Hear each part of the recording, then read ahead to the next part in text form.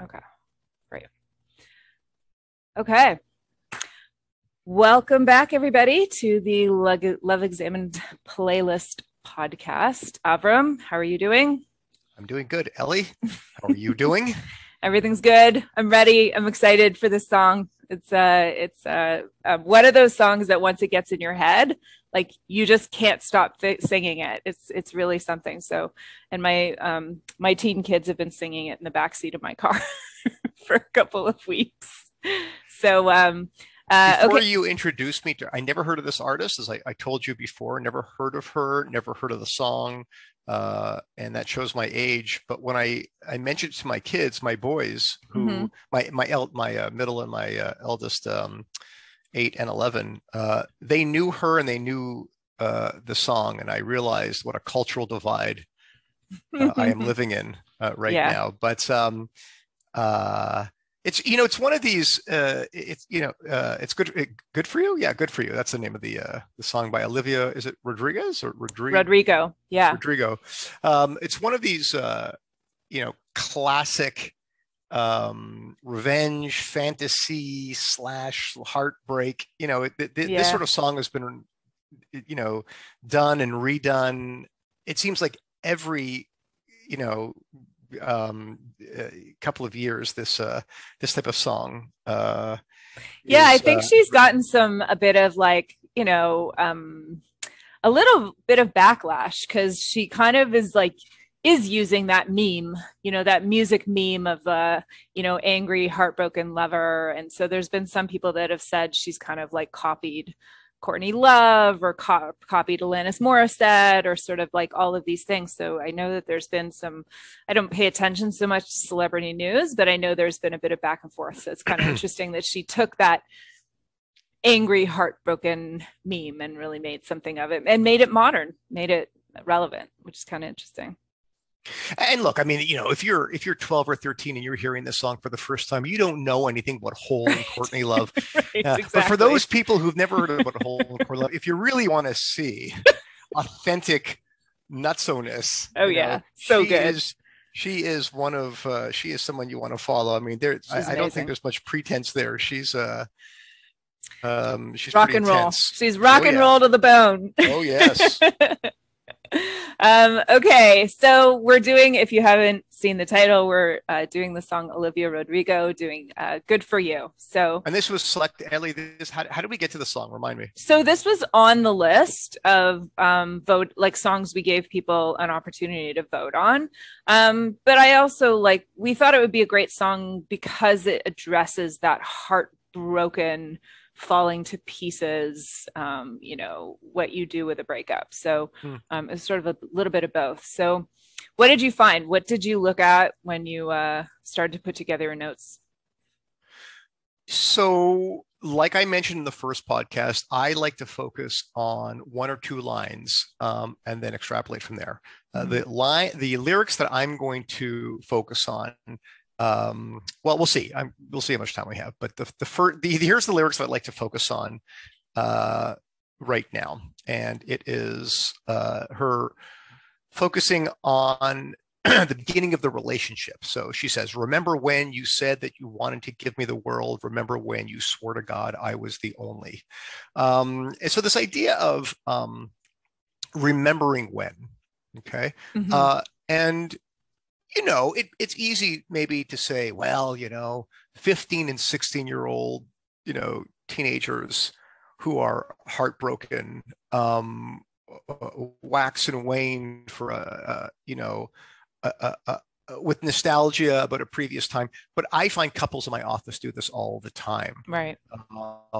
and they yearn to go back to, or they think a lot about when we first met, and what went wrong.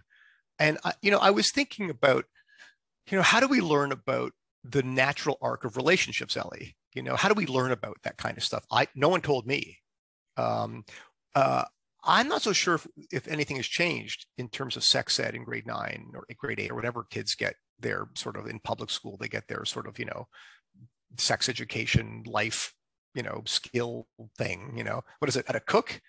You know, Oh, you mean like home ec? Yeah, they're not talking about that there, but they do get some like sex education, but I would say the majority of kids these days get it from YouTube, TikTok, TV. Right. Yeah, there's a lot of material out there. Yeah. And most of it is sort of talking about your bits and pieces and, the biological stuff. And so you've got this interesting thing where young people are very sophisticated in the physical parts of intimacy and love. But completely oblivious to the emotional arc of what it takes to make a committed relationship work. Not so dissimilar maybe to when, you think about God, adults grow into their adulthood with a grade 2 understanding of God, white, a white guy in the sky with a big beard, sort of a Santa Claus version of God. And I think that we marry with a very, very similar underdeveloped understanding of what emotional commitment is and what love is, and that has some serious problems. So I'm saying this, I wanted to preface this because while I'm going to nitpick and I'm going to pull apart some things that Olivia talks about in this song, this is true for adults as well. So what she's saying isn't so far from what I have heard very bright, very sophisticated adults say in my office. Okay. So she says, remember when, and she's going back and remember when. And here, it's a bit of a conundrum for people in relationships over a certain amount of time, because the beginning of all relationships are exciting. And the excitement is built into the novelty of the nature of meeting someone for the first time, which is exciting. This isn't just true for love relationships. This is true if you're at a conference and you meet someone and you're like, oh my God, I know so-and-so. It's very exciting. And the novelty has its own energy, right? Novelty has its own energy. That there's a reason why, Ellie, when you go in your car to pick up your kid, you bring them home from school and time just flies. Like, wow, that was, even if you're in traffic, it's like, it's familiar. But if you ever take a route that you don't know before, and you need to use Google Maps and stuff, it seems like, oh, it takes forever. But the way back, now that you know the route, it's quicker. Okay. So time is funny like that. Novelty heightens our senses. So smell, sight, what we hear. So everything is, we're a little bit more alert. We're a little bit more on. I don't know what's happening at a neurochemical level, but I would imagine there's a whole bunch of things firing that are making us more sensitive to stimuli. And that's all happening on a first date or a fourth date or 2 months into a relationship. It's dreamy. And what people generally tend to do at the beginning of a relationship is they are more open to sharing parts of themselves. And this is going to be a tricky thing to say here, because we talked about this in the first podcast. People think that people get more open as a relationship develops, but that is not what we see clinically. What happens over time is that we become more closed for two reasons. One, the people that we end up being in a relationship with become important to us. And when someone's important to you, you don't want them to think less of you or to be disgusted by you. And you pick up on those kind of cues, early on in the relationship. And so what you do, you start self-censoring over time. Ellie, this is where, I'll have a married couple in my office. And it's so interesting, Ellie. This could be anything from cancer to God to things where I'll say to them, well, have you shared that with your partner? And they'll say, oh, no, it makes them too anxious. Well, I also think it's funny because so often people will make jokes about, like, when you're comfortable enough with your partner that you can like break wind in front of them, when that you can go to the bathroom in front of them. But I think you're right. The other, the simultaneous thing that's happening at the same time is you're also learning all the things you can't do with them, because it will make things feel awkward, or make it, they don't know how to respond to that, or they're not into talking about that, or, so you're kind of on one hand expanding certain behaviors, but contracting others. That's a great way of putting it, Ellie. I never really thought about it that way, but that's actually really interesting. And you're right, because you would never break wind on a second date and go, "Oh, isn't that funny?" Right? Right. You'd never do that, right? You would never. Right. You know, it's so interesting because when you first start dating, you have all sorts of psychological and real physical cover up. We cover up our acne. We cover up our, we might change our academic history to make it sound better than what it really is. Right. We wouldn't let gas go on Right. a third date. But as the relationship progresses, certain parts of that cover up drops, but other parts we start covering up. It's actually quite Interesting. fascinating. And Huh. and in many ways, the parts we start covering up over time, I would say, is the more substantial parts, Hmm. the much more important parts. And that's why couples in my office will say, I'm much more open with my colleagues at work about Yep. this, that, or the other thing, but I would never tell my wife or my husband. you know that isn't true in the beginning. And Mm. when And for so Olivia's many reasons, like, oh, they would just worry too much, it would make them anxious, they wouldn't know how to respond, or maybe they would get upset. Like, there's so many reasons. It's not just because, oh, I don't trust my partner to tell them. It's because it would make things anxious in some way. Yeah, and Dr. David Snarch, the late sex therapist and researcher, really does a very deep, a beautiful deep dive into this idea. And it's funny because if you're married long enough, it almost doesn't make sense. But if you stick with the idea, there's a very deep truth to this, that it's the sharing of mortgages and kids and all this, that your partner becomes what he says too important to you, or what Murray Bowen says, you fuse. And that when someone becomes too important to you, their perceived or real ideas of you become too important, that you don't want them to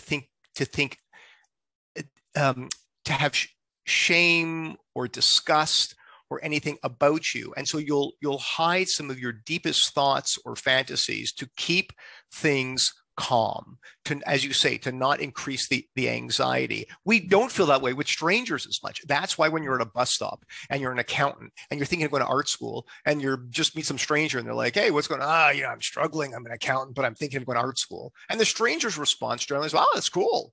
Huh. Right. I've never heard of that before." Try saying that to your spouse who's going to go, "How are we going to pay the bills?" Right.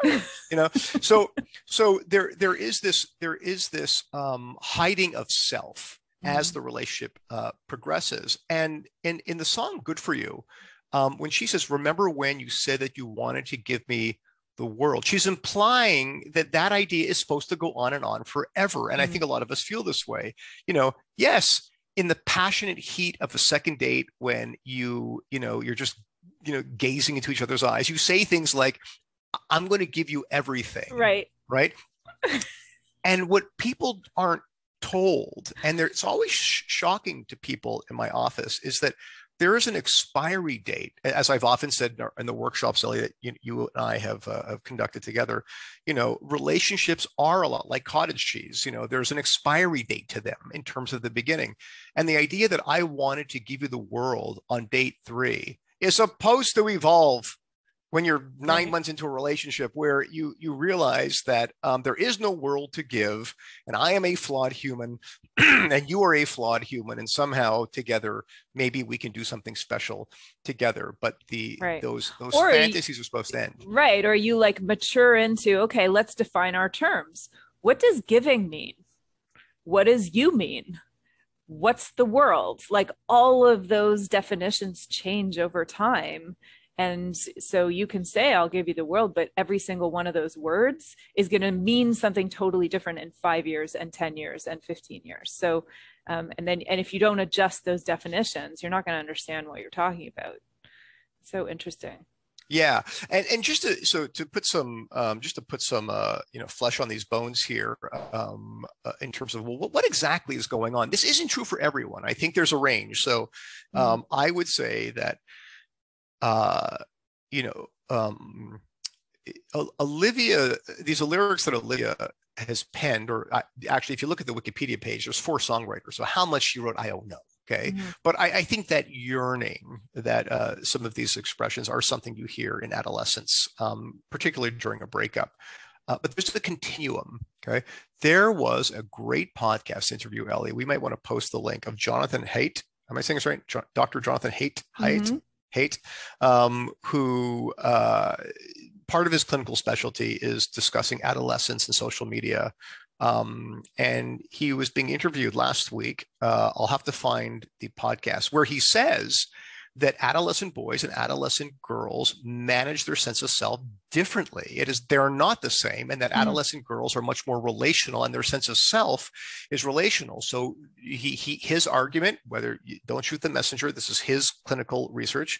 His argument is that TikTok and Instagram are having such a profound impact on adolescent girls' sense of self that he wants to regulate at a governmental level that no child should be able to get an account. I think he wants to increase the age from 13 to 16 because of anxiety and adolescent girls having tics from watching social other contagions and things like that. So weird. Yeah, so but he said adolescent boys, it's not happening to them where they get their sense of self kicking a ball, punching a bag, hitting a puck, Although it is interesting because one of the things that I talk about in the mother-daughter program that I run, like the leadership program, is keeping in mind that every single one of those social networks is built by men. And what would a social network look like if it was built by women? Like, would it look different? Would it be relational in a different way? Would it focus on different things? Maybe not, but it is an interesting question in terms of like who built it and what was the intent. And that it's having a different effect on different brains and viewpoints. So I think it's really interesting. Well, look, I mean, at the end of the day, right, a business is a business. And so the business of social media and news is eyeballs. And so you have a bunch of the brightest people in the world sitting together in a room saying, how can we get eyeballs into this? Right. That requires a deep, deep understanding of adolescent psychology. And so whoever is building the thing, so long as you want your business model to be successful, you have to figure out a way to get these eyeballs. And clearly what they're appealing to is the narcissistic tendencies and how I remember doing this when I was in school, how you're comparing yourself by looking at other people and you're measuring yourself up. And you hope that as you become an adult, that there's a little bit less of that, although I think there still is the Joneses phenomenon where you're comparing but I just wanted to share with you a couple of ideas here to get a better understanding of where, who does this thing from Good For You, where we look back at the beginning of our relationship, okay, and measure our current relationship and get overwhelmed where things are right now and depressed about sort of a thing. So there's a range. And this is something we've talked about before, this concept of differentiation from the world of family systems theory. And here's one sort of idea to define differentiation. How well an individual is able to know who they are, what they stand for, when they are in the presence of other people, such as a lover or a parent. Meaning that when you're in a coffee shop, Ellie, like when I'm in a coffee shop, right, I generally have a sense of who I am with my Americano and a book. I feel solid. I generally don't feel too anxious. If you ask me what my principles are, I can tell you.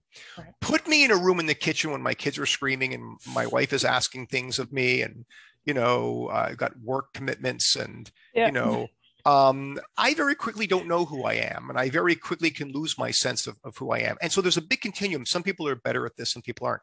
Murray Bowen, the late Murray Bowen said that, so some of us are a little bit higher on the scale of differentiation and some of us are a little bit lower.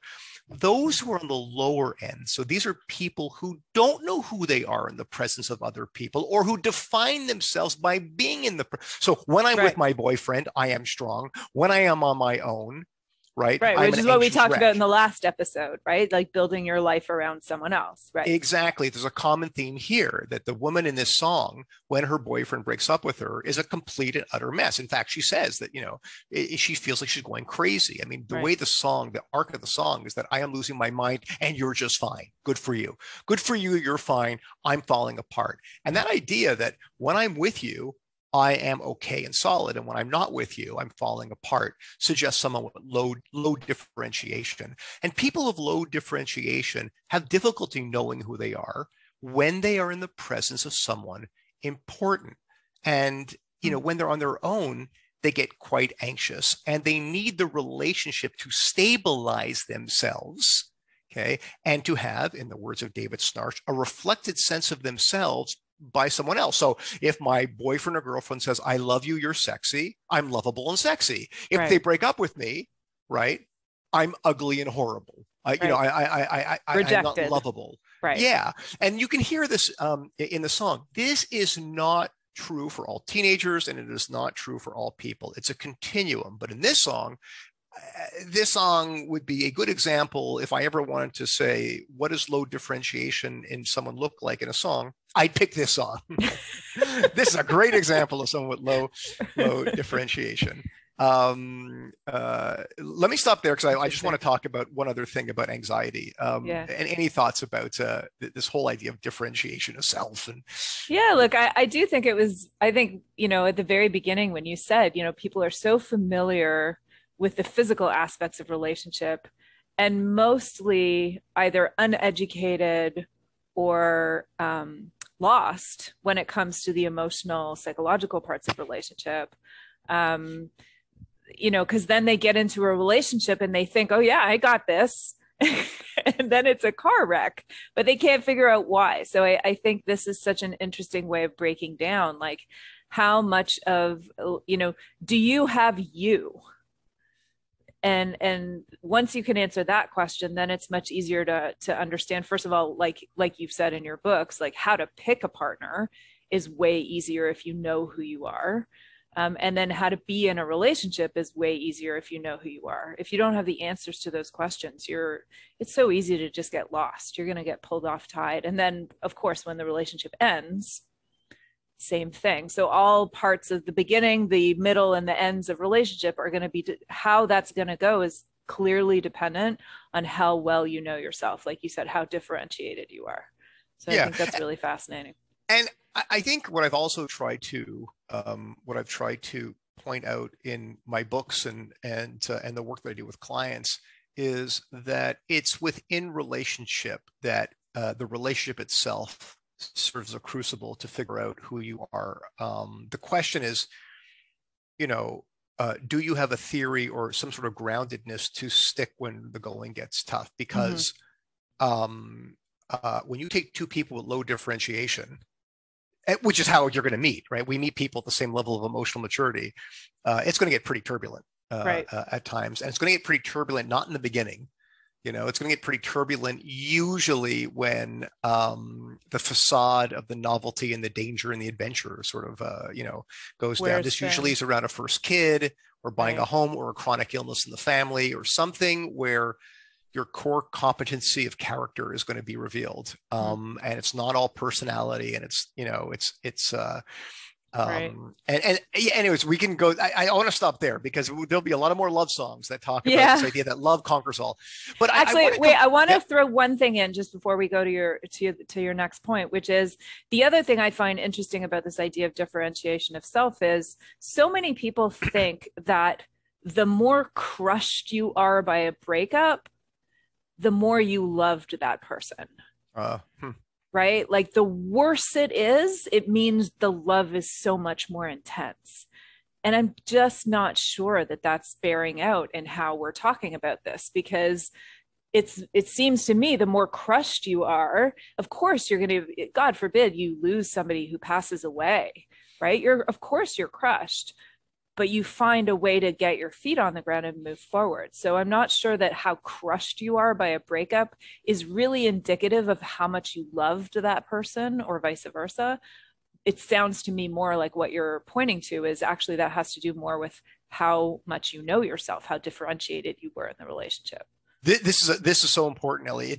We talked about this in the previous episode in the Fleetwood Mac song Landslide. This has to do with fusion. The more that I fuse with someone to stabilize myself, think about An example, I've shared personal examples, so I'll share this again. When I first met my wife, one of the missing parts within me was a vacuous part of the ability to make a certain living with what I was doing financially. And I met her. My wife's a doctor. And so that stabilized me, meaning so long as I'm with you and you're going to be a doctor, I'm going to be okay.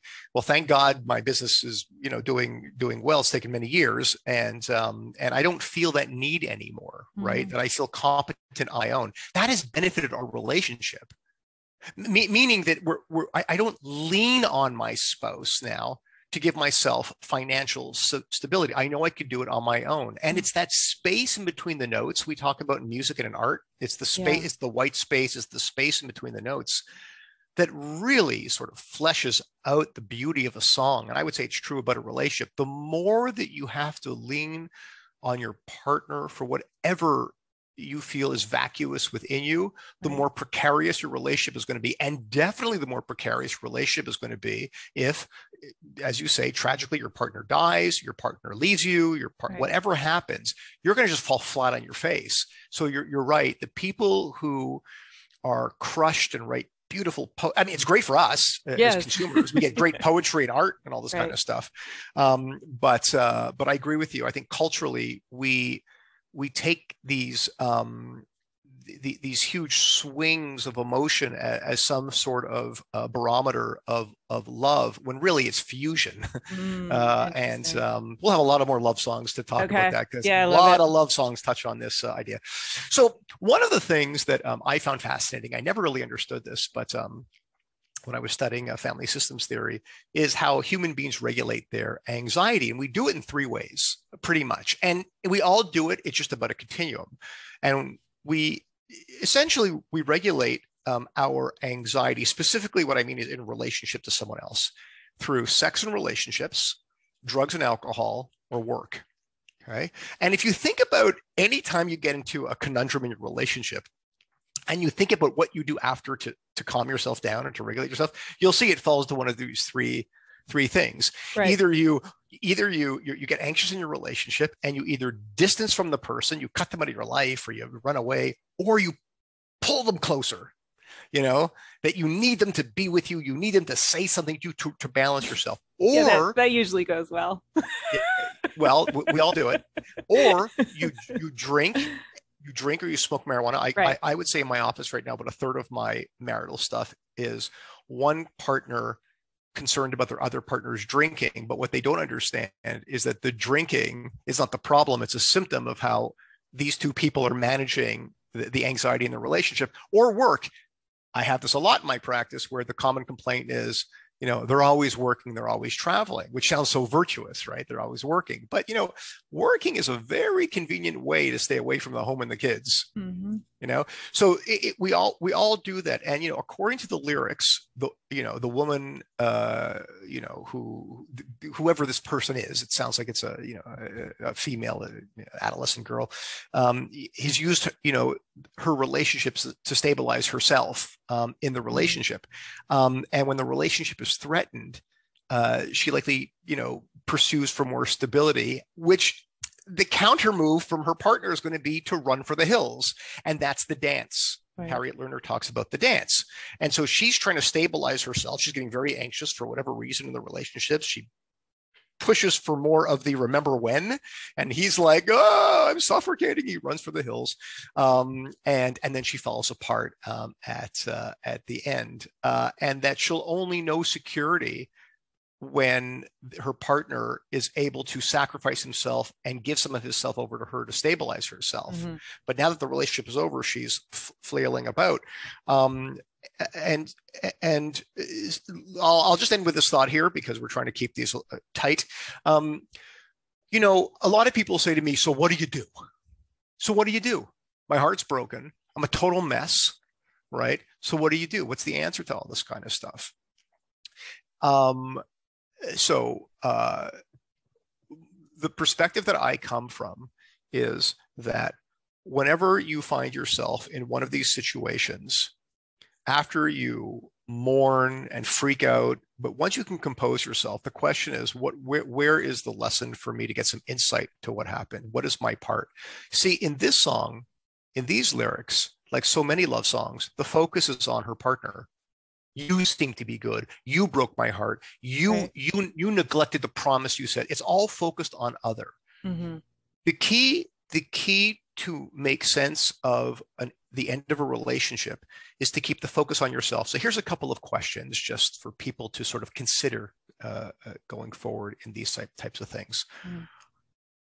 How can you get more insight into the role that anxiety plays in your life?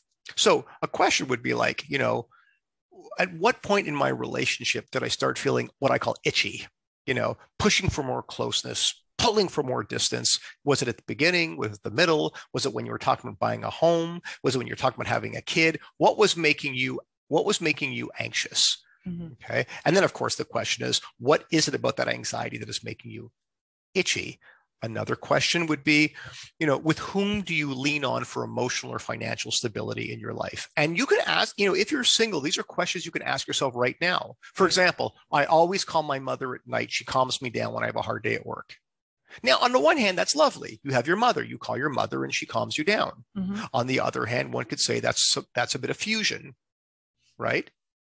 Your mother's not always going to be there. Or there can be a healthy balance, which is you have a close relationship with her parent, but God forbid you can't get in touch with her, you still have a way to self-regulate yourself, right? Like that's not the only way how to calm yourself down.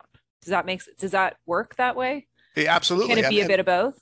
Absolutely. One of the things when I'm assessing a new client is how many tentacles of relationships do these people have in their extended family? Mm. So I know things are going to go better for a couple when, Ellie, it's funny when couples come to my office and they're really in love and they met each other and their story is our families are crazy, but we met each other and we were so lucky. I know, oh boy, this is going to be a problem. Okay. Because a marriage can't sustain, a relationship can't sustain all of the other nutrients and stuff that we get from other people in our family. So it's great that you have a nice relationship with your parent, but can you call the other parent too? What about a cousin? What about a good friend? What about a colleague? Okay. So what it comes down to is when you get anxious, when you need to speak to someone, do you have more than one person? If you don't, that might be something you want to start thinking about cultivating. And one other question here, I'll just throw this out here.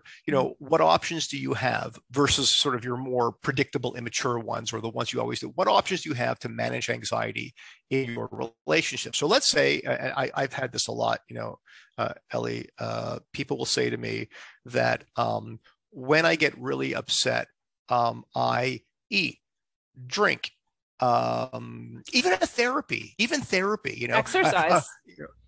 Anything that becomes the sole thing and the only thing that you have is going to be a problem down the road. And it's important to cultivate, and at least from the world that I'm coming from, it's important to cultivate one-on-one relationships with people beyond your spouse or a parent or even a very close friend.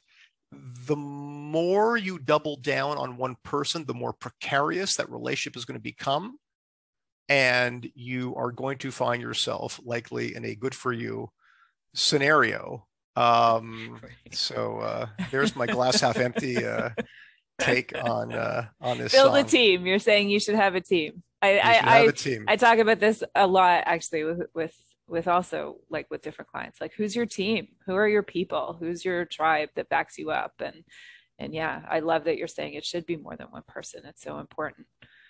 It's so countercultural to the idea like it should be your spouse is your person and that's it. So it's like the American West thing of like, doing it on your own, a pioneer, getting just out there. The two of us. Yeah. Which, by the way, is interesting because, the guy who created this theory, Murray Bowen, came from a large family in Tennessee, American through and through. And so you think that he would have that sort of like, pioneer kind of, but he, not just Murray Bowen, many of the early family therapists saw that those people who cut off from their family were always at risk for placing too much in their marriage and putting the marriage at risk right from the get-go. That, you were going to be my lover, my friend, we're going to co-parent, we're going to open a business together, we're going to, Right. you know, and it's and think that, you know, and we can do it all Right. because we got love, baby. We got love, you know? Good for you. Yeah. Good luck with that love. Amazing. Okay. So I feel like Good for You makes the Love Examine playlist because it really allows us to crack open this idea of what does it mean when you feel like you're falling apart after the end of a relationship, and what, how can you take that experience and use it to sort of propel yourself to a different relationship with yourself to set you up better the next time. Awesome. Okay. Great. Avram, thank you so much. All right. Bye, everybody.